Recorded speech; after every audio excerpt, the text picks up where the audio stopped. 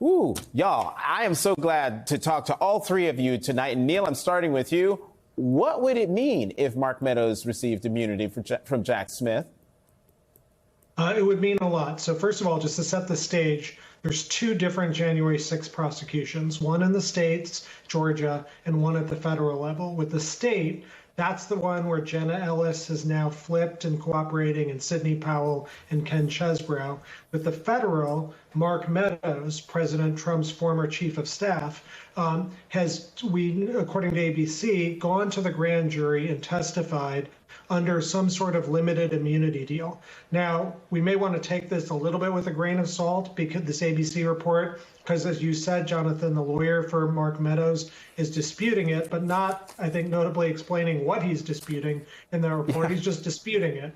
And I think, it stands to reason that Mark Meadows probably told the grand jury something significant for the prosecution, because it's really obvious that Donald Trump lost the election. We think it's probably pretty obvious that he himself knew so. I mean, Trump wasn't, I think, trying to, claim he's insane or something like that, which is basically, I think, what you need to be to say otherwise. And Meadows had a front row seat to all of that. And you don't give an immunity deal to someone as high up as Meadows on a whim. So that tells me that Mark Meadows has a bit more dirt on Donald Trump than he chose to share in his book, which it looks like, according to the ABC story, he's now contradicting what he himself wrote in his book. I think the bottom line is we don't know exactly what the reach of this immunity arrangement is, how much it's cooperation, and whether Meadows has truly flipped. But even if he hasn't flipped yet, he very well may flip in the future, because Meadows is a defendant who knows Donald Trump well, and if the situation were reversed and Trump well,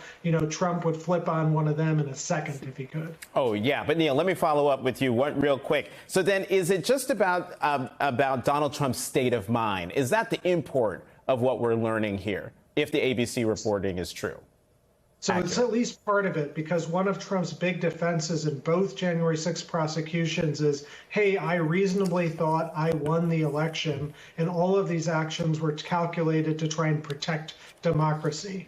Now, you and I know the value, how likely that is as a plausible explanation. It's not. But in criminal law, there's something called mens rea. You've got to show a guilty state of mind. And so for Meadows to say this, if the ABC report is true, obliterates Donald Trump's state of mind defense. And it could also go further. It may just go to what we call the actus reus, the criminal acts that Donald Trump undertook. So Meadows was in the room. Did he see Trump ordering various things, whether it's seizing the voting machines or all the other nonsense about fake electors? Who knows? But Meadows is in the room. He's obviously the most important. And I think the prosecutors are right to bring him before the grand jury and try and get what they know from him.